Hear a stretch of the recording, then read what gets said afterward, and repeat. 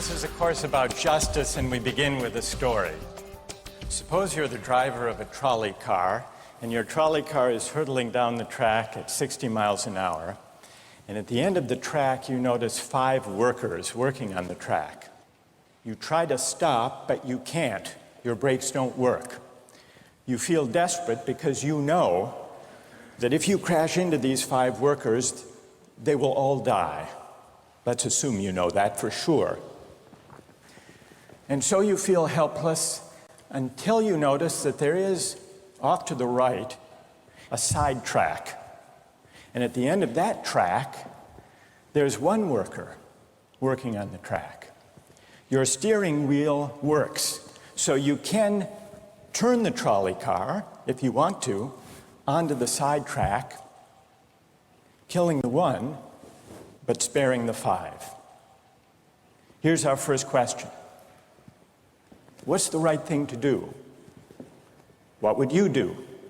Let's take a poll. How many would turn the trolley car onto the side track? Raise your hands. How many wouldn't? How many would go straight ahead? Keep your hands up, those of you who would go straight ahead. A handful of people would. The vast majority would turn. Let's hear first. Now we need to begin to investigate the reasons why you think it's the right thing to do. Let's begin with those in the majority who would turn to go onto the side track. Why would you do it? What would be your reason? Who's willing to volunteer a reason? Go ahead, stand up. Because it can't be right to kill 5 people when you can only kill 1 person instead. It wouldn't be right to kill 5 if you could kill 1 person instead. That's a good reason. That's a good reason. Who else? Does everybody agree with that reason? Go ahead. Well, I was thinking it was the same reason on 9/11. We regard the people who flew the plane into the Pennsylvania field as heroes because they chose to kill the people in the plane and not kill more people in big buildings. So the principle there was the same on 9/11. It's a tragic circumstance, but better to kill 1 and so that 5 can live? Is that the reason most of you had, those of you who would turn? Yes? Let's hear now from those in the minority, those who wouldn't turn. Yes? Well, I think that's the same type of mentality that justifies genocide and totalitarianism.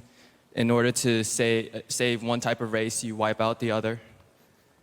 So what would you do in this case? You would, to avoid the horrors of genocide, you would crash into the 5 and kill them?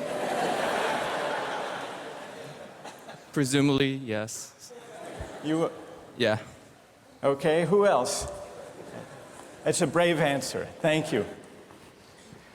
Let's consider another trolley car case and see whether those of you in the majority want to adhere to the principle, better that 1 should die so that 5 should live. This time you're not the driver of the trolley car, you're an onlooker. You're standing on a bridge overlooking a trolley car track. And down the track comes a trolley car. At the end of the track are 5 workers. The brakes don't work. The trolley car is about to careen into the 5 and kill them. And now, you're not the driver. You really feel helpless until you notice, standing next to you, leaning over the bridge, is a very fat man. And you could give him a shove. He would fall over the bridge, onto the track, right in the way of the trolley car. He would die, but he would spare the 5. Now, how many would push the fat man over the bridge? Raise your hand. How many wouldn't? Most people wouldn't. Here's the obvious question.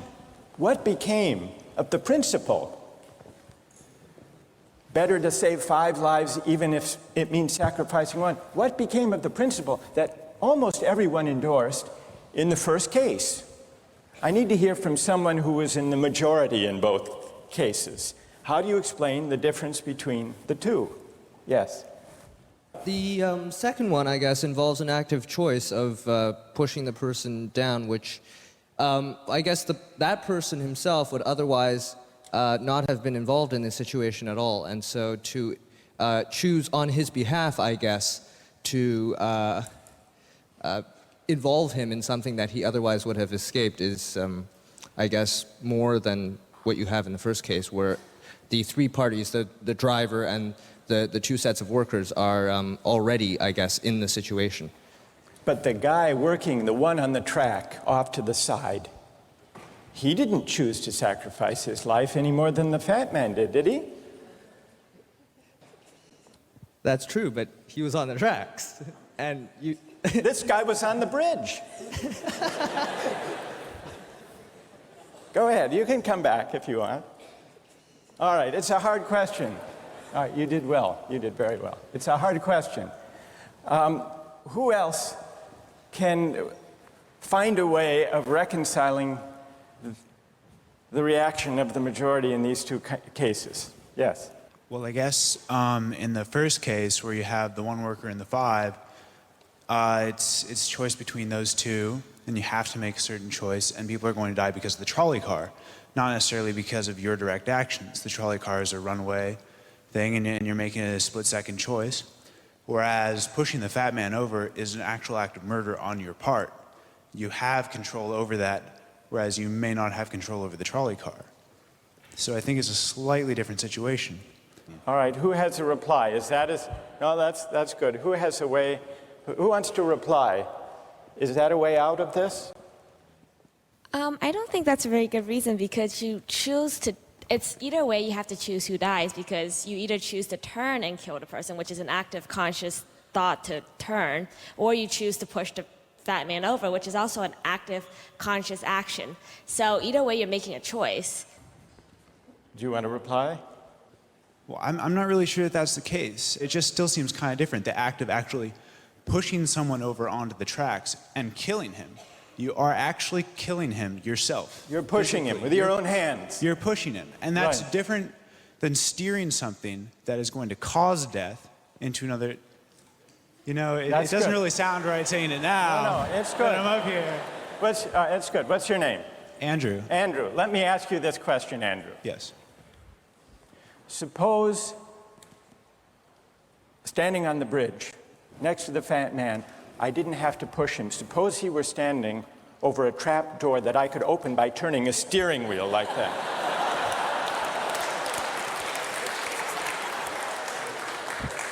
Would you turn?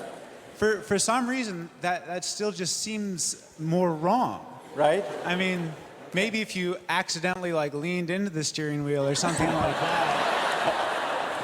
But or say that the car is hurtling towards a switch that will drop the trap.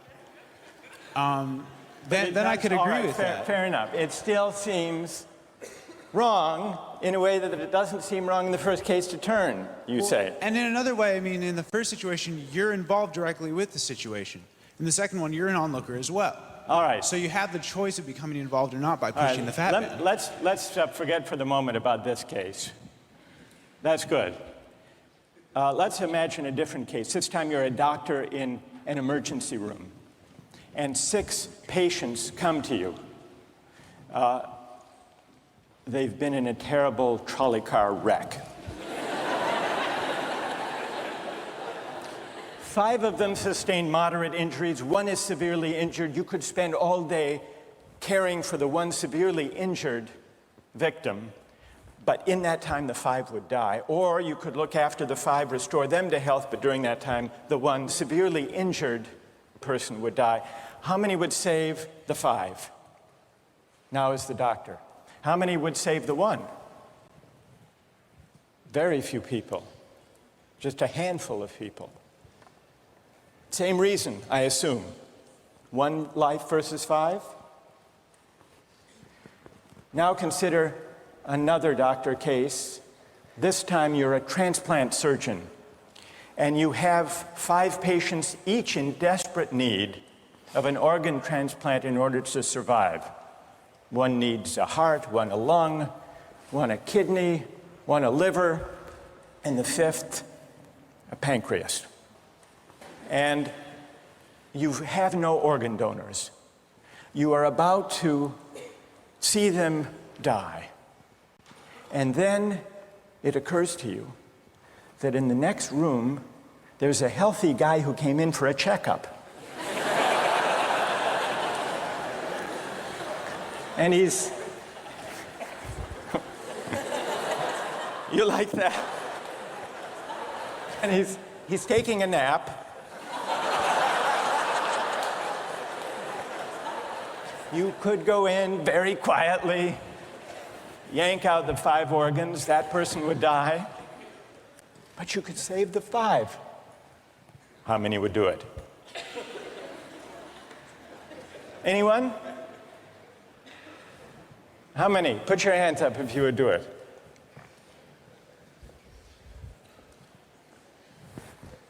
Anyone in the balcony? You would? Be careful, don't lean over too much. What? How many wouldn't? All right, what do you say? Speak up in the balcony, you who would yank out the organs. Why?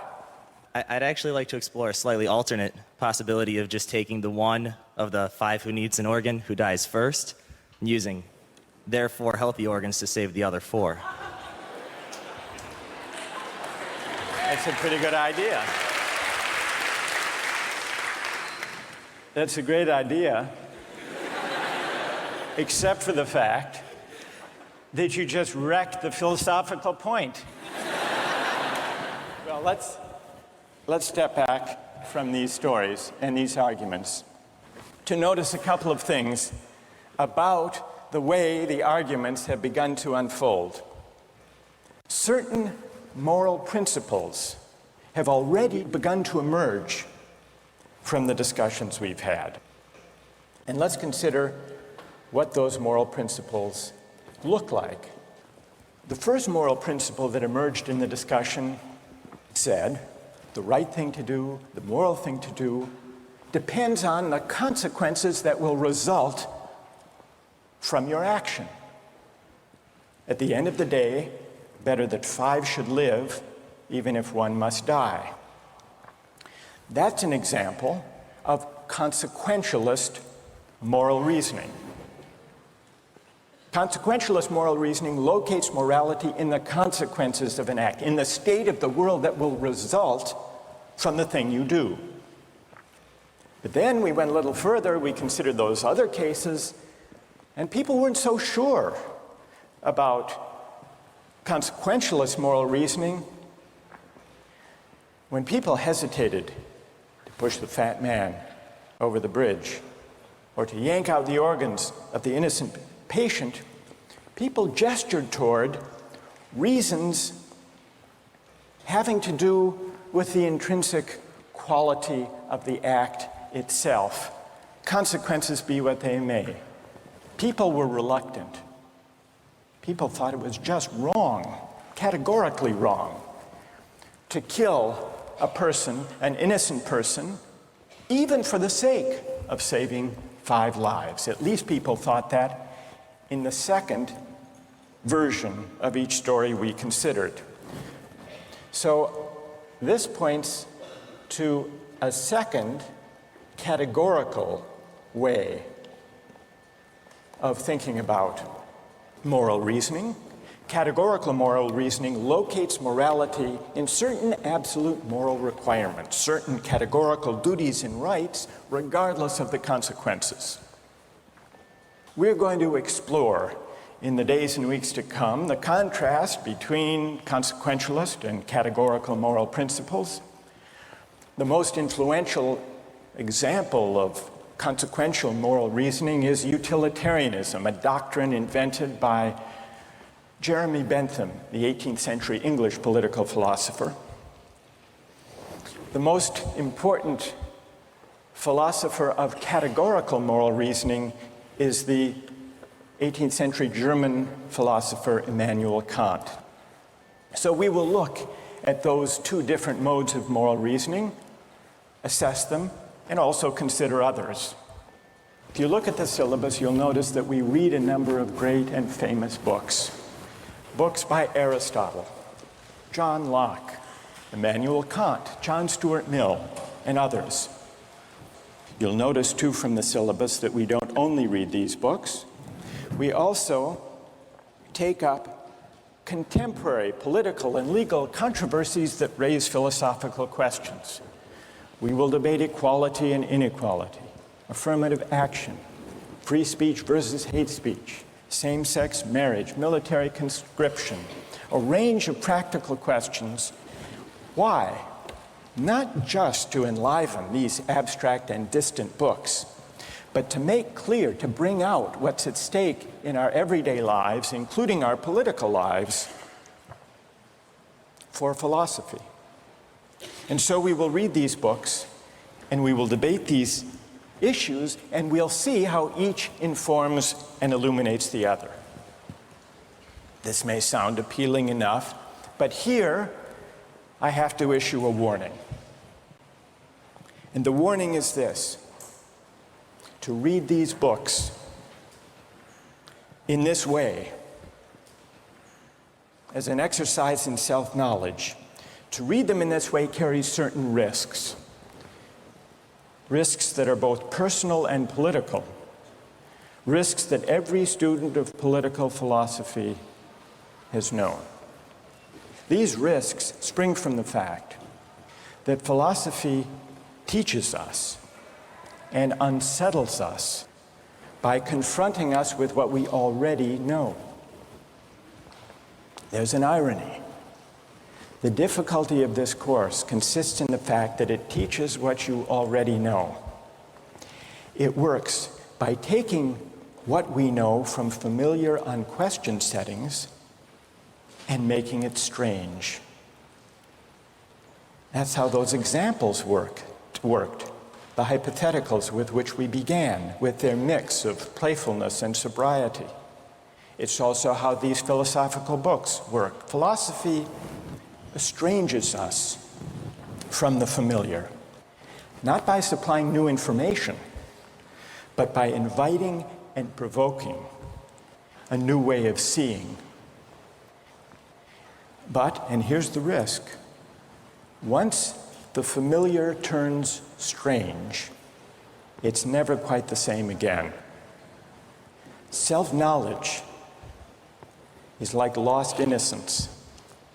However unsettling you find it, it can never be unthought or unknown. What makes this enterprise difficult, but also riveting, is that moral and political philosophy is a story, and you don't know where the story will lead, but what you do know is that the story is about you. Those are the personal risks. Now what of the political risks? One way of introducing a course like this would be to promise you that by reading these books and debating these issues, you will become a better, more responsible citizen.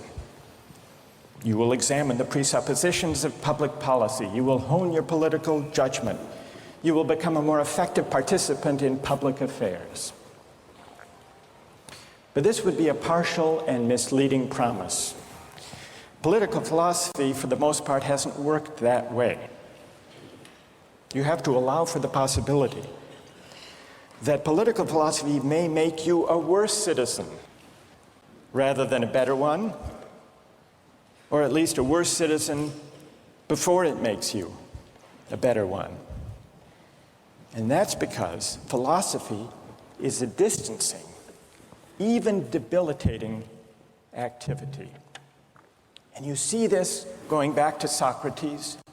There's a dialogue, the Gorgias, in which one of Socrates' friends, Callicles, tries to talk him out of philosophizing. Callicles tells Socrates, philosophy is a pretty toy if one indulges in it with moderation at the right time of life. But if one pursues it further than one should, it is absolute ruin. Take my advice, Callicles says. Abandon argument. Learn the accomplishments of active life. Take for your models not those people who spend their time on these petty quibbles, but those who have a good livelihood and reputation and many other blessings. So Callicles is really saying to Socrates, quit philosophizing, get real, go to business school. And Callicles did have a point. He had a point because philosophy distances us from conventions, from established assumptions, and from settled beliefs. Those are the risks, personal and political. And in the face of these risks, there is a characteristic evasion. The name of the evasion is skepticism. It's the idea, well, it goes something like this. We didn't resolve once and for all either the cases or the principles we were arguing when we began. And if Aristotle and Locke and Kant and Mill haven't solved these questions after all of these years, who are we to think that we here in Sanders Theatre over the course of a semester can resolve them? And so maybe it's just a matter of each person having his or her own principles and there's nothing more to be said about it. No way of reasoning. That's the evasion of skepticism, to which I would offer the following reply. It's true, these questions have been debated for a very long time.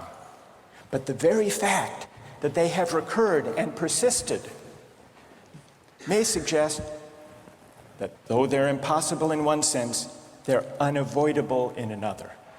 And the reason they're unavoidable, the reason they're inescapable, is that we live some answer to these questions every day.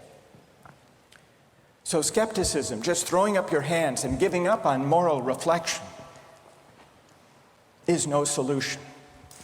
Immanuel Kant described very well the problem with skepticism when he wrote, "Skepticism is a resting place for human reason, where it can reflect upon its dogmatic wanderings, but it is no dwelling place for permanent settlement. Simply to acquiesce in skepticism," Kant wrote, "can never suffice to overcome the restlessness of reason." I've tried to suggest through these stories and these arguments some sense of the risks and temptations, of the perils and the possibilities. I would simply conclude by saying that the aim of this course is to awaken the restlessness of reason and to see where it might lead. Thank you very much.